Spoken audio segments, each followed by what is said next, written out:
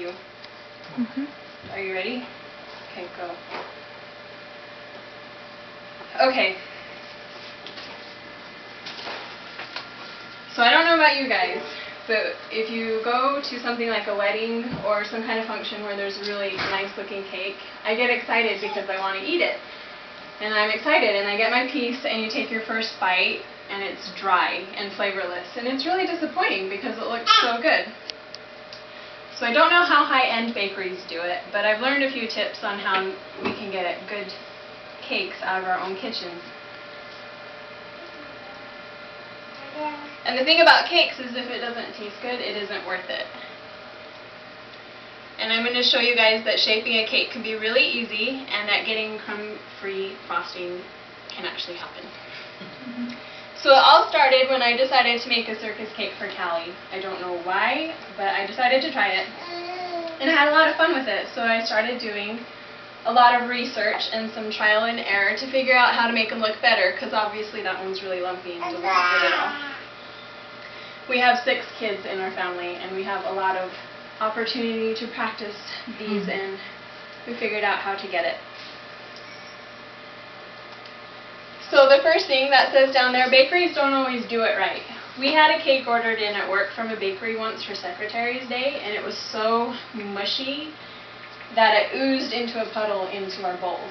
It was disgusting. We couldn't eat it, we threw it away. And then there was the time that Sean decided he wanted an ice cream cake. And I can't do fondant with ice cream cake because fondant freezes rock hard. You can't cut it. So we went to the bakery and we ordered an ice cream cake. And he wanted Mario jumping over a green pipe.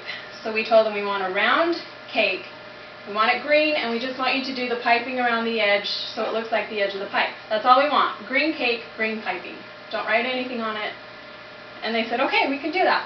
So we went 10 minutes before the party to pick it up, and this is what they had done. Oh, no. Oh, really? We paid for that. Oh, yeah, we like one like that too. Really? I had to bring it home, scrape the words off of it, write happy birthday Sean, and Mario jumped over a birthday cake instead of a green pipe. Mario. So, bakeries don't always do it better. Oh no. The biggest reason that people go to bakeries is because they want a good cake and they don't have time to do it. But good cakes don't have to take a lot of time, and good cakes don't have to be expensive. So I found there's a website called cakecentral.com where cakers will get together, they will share their recipes and their tips and how-tos on how to do certain designs on cakes. And I found this recipe. I've been using it for 5 years now. I've done 37 birthday cakes with it and 5 wedding cakes, and I've not yet had it turn out bad. So you start with a box mix, any flavor, and you mix it up the way the box tells you to. Then you take a box of dry pudding that matches the flavor, or like I like to do vanilla and cheesecake pudding. And then you add an extra 1/3 cup of oil and an extra 1/4 cup of water, and that's it. That's how I make my cakes.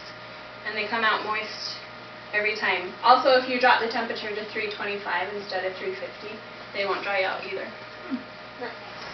So to get a flat top on your cake, there's another forum called The Cakes We Bake, which is the same as Cake Central, where cakers get together and share tips.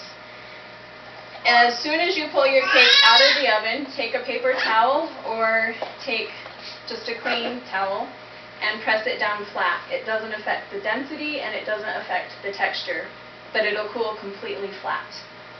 And then to pull it out of the pan, before you pour your butter in, spray it with Pam and then sprinkle it with dry cake mix from your box before you mix it. And then if you put a butter knife between the cake and the pan and just kind of gently pull it away all the way around, it'll come out perfectly and won't leave any in the pan. So you have a flat cake and it'll be completely symmetrical all the way around.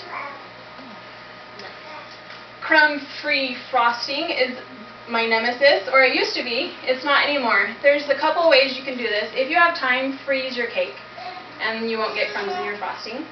If you don't have time, you can do what this picture did and put a thin layer, it's called a crumb coating, and then let that set up for a minute, and then put your decorative coating on top.